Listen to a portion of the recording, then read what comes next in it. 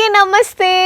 గరం గరం వార్తలకి స్వాగతం. ఇయాల కూడా మీకోసం చాలా వార్తలు పట్టుకొచ్చినాం. అంతకంటే ముందుగాల హెడ్లైన్స్.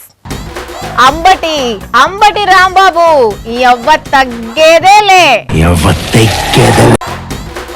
పంచిన కుక్కర్లు వెనక్కి తీసుకుంటున్నట్టు అభ్యర్థి. ఓట్లప్పుడు ఇదేందుల్లా పరిస్థితి. కుక్క మింగిందట సూదీదారం. ఆపరేషన్ చేసి కాపాడిండ్రు దాని ప్రాణం. మత్తు మందిచ్చి బల్మిటికి చేసిరట పెళ్లి. పిల్లగాడు నిద్రపోయి ఊగుతున్నాడు మండపానికి వెళ్ళి. లక్షల సంపాదన కోసం ఇస్త్రీ చేస్తున్న తిరకాసు. ఇస్త్రీ పెట్టితో రుద్దత ఉంటే జల్సాగుంటది. తప్పు చేసినోళ్ళైతే తల వంచుకుంటారు, కానీ అదే తప్పు చేయనోళ్ళు తలెత్తుకొని నీ ఎవ్వ తగ్గేదేలే అంటారు. అంతే కదా మరి. తప్పు చేయనప్పుడు ఎవరికి భయపడేదేంది? ఎన్ని కుట్రలు చేసినా ఎన్ని కుతంత్రాలు చేసినా వనకరు బెనకరు. ఇంకో మన అంబటి రాంబాబు సార్ లెక్కన ధైర్యంగా ఎదుర్కొంటారు. అంబటి రాంబాబు ఎవ్వ తగ్గేదేలా. అరెస్టులకు భయపడేది లేదు, కుట్రలకు తల వంచేదే లేదు అని ఇట్లా పోలీస్ బండ్లనే ఉండి చెప్పిండు అంబటి సారు. చూస్తూనే ఉన్నాం కదా, అంబటి రాంబాబు సార్ ఇంటి మీద దాడులు, అటంకైన అరెస్ట్ చేసుడు, ఇప్పుడు కోర్టు బెయిల్ ఇచ్చినా ఇంతల్లే మళ్ళీ పాత కేసు దవ్వి అంబటిని బయటికి రాకుండా చేసుడు. ఇదంతా జరుగుతున్నా నేను భయపడేదే లేదు అని ఇట్లా చెప్పిండు. ఇది అంబటి సారు ధైర్యం అంటే. వాస్తవానికైతే Ambati sir Rajahmundry central jail నుంచి బెయిల్ మీద బయటికి రావాలి, కానీ అప్పుడెప్పుడో పాత ప్రైవేట్ కేసును బయటికి తీసి పీటీ వారెంట్ మీద గుంటూరుకు తీసుకుపోయినరు. దీన్ని బట్టి అర్థమవుతున్నది ఇదంతా అంబటి సార్ మీద జరుగుతున్న కుట్ర అని అంటున్నారు వైఎస్ఆర్సీపీ లీడర్లు. చిచి చిచి చిచి సిగ్గు అవుతుంది. అవ్వ ఓట్ల కోసం పైసలు వంచుడే తప్పంటే ఓట్లు అయిపోయినాక ఆ పైసలు మళ్ళీ ఉండ్రి అని వసూలు చేసుడు ఇంకా తప్పే కదా. ఇయ్యకపోతే లొల్లి పెట్టుడు ఇంకా తప్పే కదా. కానీ భద్రాద్రి కొత్తగూడెం జిల్లా అశ్వరావుపేటలో చూడుండ్రి, పంచిన కుక్కర్లు ఇయ్యుండ్రని లొల్లి పెడితే జనాలు ఏం చేసిర్రా?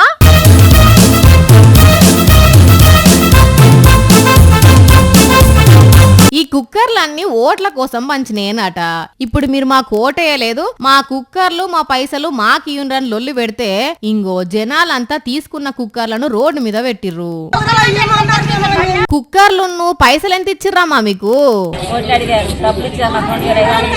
2500. అమ్మో, ఇంతకు ఇచ్చింది ఎవరివ్వి? అశ్వరావుపేట మున్సిపాలిటీ 10వ వార్డుల కాంగ్రెస్ పార్టీ లీడరు మున్సిపాలిటీ ఎన్నికల ఓట్లు ఏమని కుక్కర్లు పైసలు వంచిందట. అయితే ఇప్పుడు ఓట్లు అయిపోవడంతోనే మీరు మాకు ఓటేయలేదు, మా కుక్కర్లు మాకు ఇయ్యాలి, తీసుకున్న పైసలు కూడా ఇయ్యాలంటే ఒడ్డు దాటేదానిక ఓడమల్లన్నా, ఒడ్డు దాటినాక బోడి మల్లన్న లెక్కలు చేసుడు ఎంతవరకు రైటు అనుకుంటా మస్తు కోపం చేసిర్రు. అయినా పబ్లిక్ ఓట్ల కోసం ప్రలోభ పెట్టుడు వాళ్ళది తప్పే, కానీ మీరైనా గట్లా తీసుకోవద్దు కదా. ఆలోచన చేయండ్రి. ఇలా పైసలు ఇచ్చి ఓట్లు ఎంచుకున్నోళ్ళు రేపు పని ఎట్లా చేస్తారు? ఇక ఈడ కథ గిట్లుంటే ఈ అన్న బాధ చూడాలే. మొన్నటి దానికి అందరు మందు దాపిచ్చిర్రు, ఇప్పుడు ఎవరు పట్టించుకుంటలేరని ఎట్లా అంటున్నాడు? మందు గాని బిర్యానీ గాని బీల్రు గాని వాళ్ళంతకు వాళ్ళు వచ్చి ఎగబడి మందు ఇచ్చిండ్రు. నిన్న ఓటు వేసి పక్కకు జరిగినామో లేదో పలకరించా నా కొడుకు లేడు. అప్పుడు అంటే ఓట్లు కావాలి వాళ్ళకు. ఇప్పుడే ఉన్నదే అన్న, మళ్ళా ఓట్లు వస్తే మీరు యాదకొస్తారు కావచ్చు. ఇప్పుడు ఏం చేయాలంటావు మరి? అయిపోయా, ఇక గెలిచినాకనా ఇక వాళ్ళ దారి వాళ్ళది, మన తిండి మనదే. ఇంట్లో పప్పుచారు తిన్నా మనదే, కారం రొట్టె తిన్నా మనదే అన్నట్టు. గమ్మత్ ముచ్చటేందని అంటే రోజు తాగుడుకు అలవాటు పడి ఇప్పుడు పనికి రమ్మంటే ఎవ్వరు వస్తలేరు అంటున్నాడు గీ అన్న. ఇగో నేను వర్క్ చేస్తున్నా, లేబర్ రమ్మంటే నా నెత్తిని వస్తుంది, కాలు వస్తుంది, నిన్న మొన్న బాగా అలసిపోయినాం కదా అంటూ. నిజమేనుల్లా, ఈ మందు బాబులకు ఓట్లు వస్తేనే పండుగ కావచ్చు కదనుల్లా. ఇక ఓట్లను లెక్కించేందుకు ఎంతో టైం లేదు కాబట్టి ఆఫీసర్లు అన్ని ఏర్పాట్లు చేసిర్రు. కానీ గమ్మతేందనంటే సిరిసిల్లాలో ఓట్లు లెక్క పెట్టే కాడ కోతుల భయం ఉన్నదని చెప్పి ఇంకో గిట్ల కొండముచ్చు బొమ్మను పెట్టిర్రు. దీన్ని చూసి భయపడి కోతులు రావద్దని. సరే, మరి ఎవరు గెలుస్తారో ఎవరు ఓడతారనేది తెలిసేందుకు ఎక్కువ టైం లేదు కాబట్టి జర ఓపిక పట్టి చూద్దాం, సరేనా? ఇప్పటి వరకు మీరు ఎన్నో తీర్ల పెళ్లిళ్ళు చూసుంటారు. అదే లవ్ చేసి పెళ్లి చేసుకున్న వాళ్ళను, ఇంట్లో ఇష్టం లేకపోయినా బయటికి పోయి పెళ్లి చేసుకున్న వాళ్ళను, కులాంతర వివాహాలు చేసుకున్న వాళ్ళను. అయితే అట్లా జరిగిన పెళ్లిళ్ళ ఎన్ని ట్విస్టులు ఉంటాయో తెలియదు కానీ గిడొక పెళ్లి అవుతున్నది కదా అంటే దీంట్లో ఉన్న ట్విస్ట్ చూస్తే అమ్మ బాబోయ్ అంటారు. ఏందుల్లా పెళ్లి పిల్లగానికి అసలు సోయలేనట్టున్నది. అటు జొలుగుతున్నాడు ఇటు జొలుగుతున్నాడు. ఫుల్లుగా తాగిండా ఏంది? ఓ అన్నా లేవు లేవు, గిట్లుంటే తాళెట్లా కడతావే పిల్ల మెడలా? అయినా చూసుకుంటా కూడా పోయి పోయి గిసువంటి తాగుబోతైనకు పిల్లనిస్తున్నారేందుల్లా అనుకుంటున్నారా ఏంది? గట్ల గిట్ల మీరు అనుకుంటున్నారంటే పప్పుల కాలేసినట్టే. ఎందుకంటే పాపం గి పిల్లగాడు తాగలేదుల్లా, మత్తు మందిచ్చి బల్మిటికి పెళ్లి ఎత్తున్నారు ఇట్లా. అవునుల్లా, బీహార్ రాష్ట్రం సమస్తీపూర్లా బలవంతంగా పెళ్లి చేసిండ్రు గి పిల్లగానికి. పేరు నితీషు, పోలీస్ కొలువు కోసం ప్రిపేర్ అవుతున్నాడట. కొలువు వచ్చేదాకా లగ్గం చేసుకోను అన్నట్టున్నాడు. ఇక ఇట్లయితే ఎట్లా అనుకున్నారో ఏమో, నాత్రే కిడ్నాప్ చేసి మత్తు మందిచ్చి ఇగో గిట్ల బల్మిటికి పెళ్లి పంది ఇట్లా కూసుండబెట్టి గట్లనే తాళి కట్టించిండ్రట. మరి పెళ్ళినకి ఇష్టం లేదా? వీళ్ళు గిట్లెందుకు వేసిండ్రు అనేది మనకే కాదు, అక్కడున్న పోలీసులకు కూడా అర్థం కాక ఎంక్వైరీ చేస్తున్నారట. మరి కక్కొచ్చినా కళ్యాణం వచ్చినా ఆగదంటారు. అట్లని కక్కు తెప్పించినట్టయితే కళ్యాణం చేసుడు పద్ధతి కాదు కదా. ఇప్పుడైతే బల్మిటికి పెళ్లి చేసిండ్రు గాని అట్లనే బల్మిటికి అల్లను కలిసి ఉంచుతారా ఏందో ఏమో పో. ఇవాళ మా రాజేష్ల వారు సెలవు పెట్టిండు. ఇక మా తిరకాసే వార్త తీసుకొస్తా అన్నాడు. మరి ఏం వార్త తీసుకొస్తాడో ఏడున్నాడో కదా ఈయనే. ఆడుతూ పాడుతూ పని చేస్తుంటే అలుపు సొలుపేముండది, ఇస్తిరి పెట్టితో రుద్దుతూ ఉంటే జల్సాగుంటది. పోవాలా, ముడతలన్నీ పోవాలా, రుద్దాలంతే. రుద్దితే మొత్తం ఒక్క ముడత కూడా ఉండకూడదు. అగో ఈ నెవలో మా తిరకాసు లెక్కనే ఉన్నాడు కదా. ఓయమ్ము ఈ కంట పడుకో. ఈ నెవలో ఇస్త్రీ చేస్తాను లెక్క ఉన్నట్టున్నాడు. మా తిరకాసు ఇస్త్రీ ఎందుకు చేస్తాడు? మరి ఏడబ్బాయినా? ఓ ఇస్త్రీ అన్నా, మా తిరకాసు కనబడ్డా? మధ్యలో ఈ ఒకటి ఎక్కడికి పోయినా ఎంట పడి పట్టుకుంటారా నాయన. ఓ అన్న నిన్నే, మా తిరకాసు కనబడ్డా? నాకేం కనపడలేదమ్మా. ఇంతకు ఇస్త్రీ పెట్టే ముఖానికి అడ్డం ఎందుకు పెట్టుకున్నావన్నా? ముఖం మీద కాస్త ముడతలు ఉన్నాయా, ఈ విసిరి పెట్టి ఆ ముడతలన్నీ ఉళ్ళ ఇస్త్రీ చేసుకుంటున్నా. ఓయమ్మా కాలిపోయిందిరా తల్లి. ఓ తిరకాసు నువ్వా? నువ్వు ఉండవమ్మా, నీ వల్లేనమ్మా నా ముఖం అంతా కాలిపోయింది ఇప్పుడు. నేనేమన్నా ఆ ముఖం మీద ఇస్త్రీ చేసుకోమన్నానా? కర్మ తల్లి కర్మ.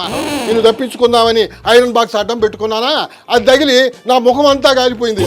అయ్యో మండుతుందా? అయితే మళ్ళా ఇస్త్రీ చేసుకో ముఖం మీదనే. ఇప్పటికే ముఖం సగం కాలిపోయిందా, మిగతా మొహం కూడా కాల్చుకోవాలంట. ఏమి చెప్తావమ్మా నువ్వా? అంటే ఒకసారి గుద్దుతే కొమ్ములు వస్తాయని మళ్ళా తలకు తల దాకిస్తారు కదా. ఇప్పుడు నీకు ఇస్త్రీ పెట్టి అంటుకున్నది కాబట్టి మళ్ళా అంటు పెట్టుకో, లేకపోతే కొమ్ములు వస్తాయి. దీంతో మొహం కాల్చుకోవడం కంటే ఆ కొమ్ములు వస్తేనే మేలు. సర్లే గాని ఇంకా బట్టలు ఇస్త్రీ చేసుకుంటూనే ఉంటే ఆఫీస్కి ఎప్పుడు వస్తావు? ఇదిగో వాణమ్మా, ఇక నాకు ఈ రిపోర్టర్ జాబే అక్కర్లే. కావాలంటే నువ్వే నా దగ్గరికి వచ్చి జాబ్ చేయి.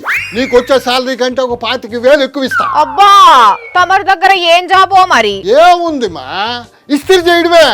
నేనేమో మగవాళ్ళ ప్యాంట్లు చొక్కాలు అవి ఇస్త్రీ చేస్తానా, నువ్వేమో చీరలు పంజాబీ డ్రెస్సులు అవి ఇస్త్రీ చేయడమే. ఆహా, ఇస్త్రీ చేస్తే ఇప్పుడు నాకు వచ్చే జీతం కంటే 25,000 ఎక్కువ ఇస్తావా?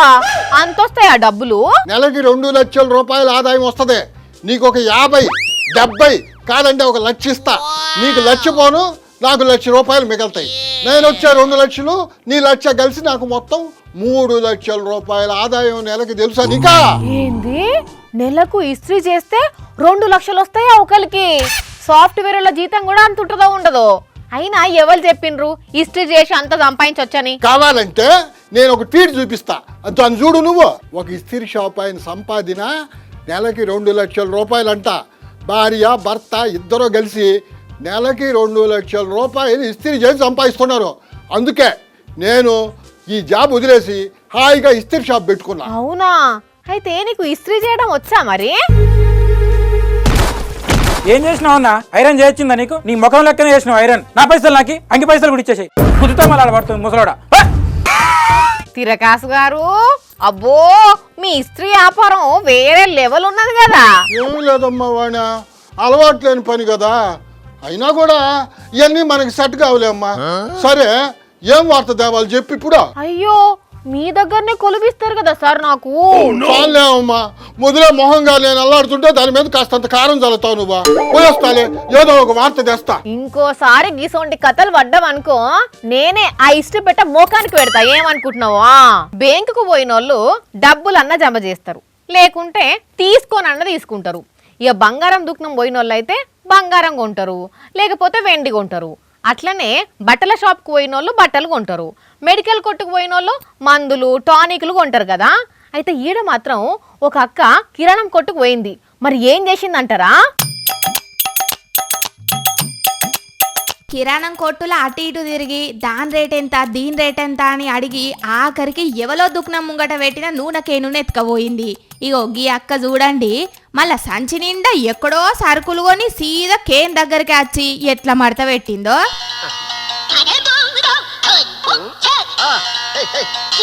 వరంగల్ జిల్లా వర్ధన్నపేటలున్న ఒక కిరాణం కొట్టుల చోరీ కథగిది. మరి ఎవలుగోని ఓనర్ కెప్పి బయటికి పోయినరో తెలియదు గాని చాలా సేపటి సంది బయటనే ఉన్న కేను చూసి నజరు పెట్టిన గి దొంగక్క 5 లీటర్ల నూనె క్యానును అల్కగా తీసుకొని పోయింది. ఓనర్ కేసు పెట్టిండట గాని మరి మంచి నూనె రేట్లు బగ్గా ఉన్నాయని అక్క దొంగతనం చేసిందో లేకుంటే అప్పటికప్పుడు దొంగ బుద్ధి పుట్టి మాయం చేసిందో తెలియదు గాని చాలా ఈజీగా కేను కొట్టేసింది. ఇక ఈ దొంగతనం ఇటు ఉంచితే ఇటు నిర్మల్ జిల్లా బైన్సాలనేమో ఈ ఇంట్లోళ్ళు ఓటేసేతందు కూరికోతే ఇంటికి తాళం పెట్టున్నది కనిపెట్టిన దొంగ బద్మాషగాన్లు రాత్రికి రాత్రే ఇల్లంతా సగబెట్టి 3.5 తులాలకు ఎక్కువనే బంగారం ఎత్తుకపోయినరాట. పోలీసులు వచ్చి కేసు రాసుకున్నారు గాని ఈ రోజుల్లో 3.5 తులాలంటే మామూలు మాటలా? తులానికి 1,50,000 లెక్క కట్టిన 5-6 లక్షల రూపాయల సొమ్ము పోయినట్టే పాపం. మరి వాళ్ళు దొరుకుతారో దొరకరో గాని ఇంట్లోళ్ళంతా మస్తు దుఃఖంలు ఉన్నారు. అమ్మలక్కలు అన్నలు మీరైతే మీ బంగారం పైలంగా దాసుకోండి సుమి, ఏమంటున్నాం? ఇండ్లకొచ్చి బువ్వ గిన్నెలు ఎత్తుకపోడు, పొలాల దగ్గర పంటలు ఆగం చేసుడు, చెట్ల మీద పండ్లు తెంపి సగం తినుడు సగం కింద పోసుడు, మీదికెళ్ళి చెట్ల కొమ్మలు ఇరగొట్టుడు. ఇక కూరగాయల చెట్లనైతే పీకేసుడుల్లా. ఇగో ఇది కోతుల పని. చూస్తున్నాం కదా ఎంత ఆగం పట్టిస్తున్నాయో. అయితే ఇప్పుడు కోతులు ఏడికొచ్చినాయో తెలుసా? ఓరి కొడుకో ఓరి బిడ్డో, చూసిండ్రా అనుల్లా కోతుల రచ్చ ఎట్లున్నదో. హే బిడ్డ, మెట్రో స్టేషన్ మా అడ్డేసుకొని కూర్చొని ఆగమాగం చేస్తున్నాయి. అగో చూడుండ్రి, మెట్రో ఎక్కి దిగిపోయేటోళ్ళ దగ్గర పండ్లు అప్పాలు గుంజుకొని ఎట్లా తింటున్నాయో, మెట్రో స్టేషన్ అంతా ఎట్లా పెంట చేసినాయో. ఉత్తరప్రదేశ్ రాష్ట్రంలో ఉన్న మీరట్లున్న మెట్రో స్టేషన్ ఇది. చాలా అంటే చాలా రోజుల నుంచి కోతులది గిదే పనాట. ఆఫీసర్లకు ఎంత చెప్పినా ఎల్లగొడతాం అని అంటున్నారట, ఎమ్మటే మర్చిపోతున్నారట. కానీ చూడుండ్రి పరిస్థితులు ఎక్కడి వరకు వచ్చినాయో. కోతులు మెట్రో స్టేషన్లో తిరిగి గింతలొల్లి ఎత్తున్నాయి అంటే ఇక రాను మెట్రోలలో కూడా తిరిగేటట్టు కొడుతున్నాయి. పోన్రి, చూసిరు కదా, ఇవి ఇవాల్టి గరం గరం వార్తలు. మళ్ళొచ్చే ఎపిసోడ్లో ఇంకిన్ని గరం గరం వార్తలతో కలుద్దాం. మన టైం అయితే గుర్తుకున్నది కదా, రాత్రి 8:30కు, మళ్ళా పొద్దుగాల 8:30కు.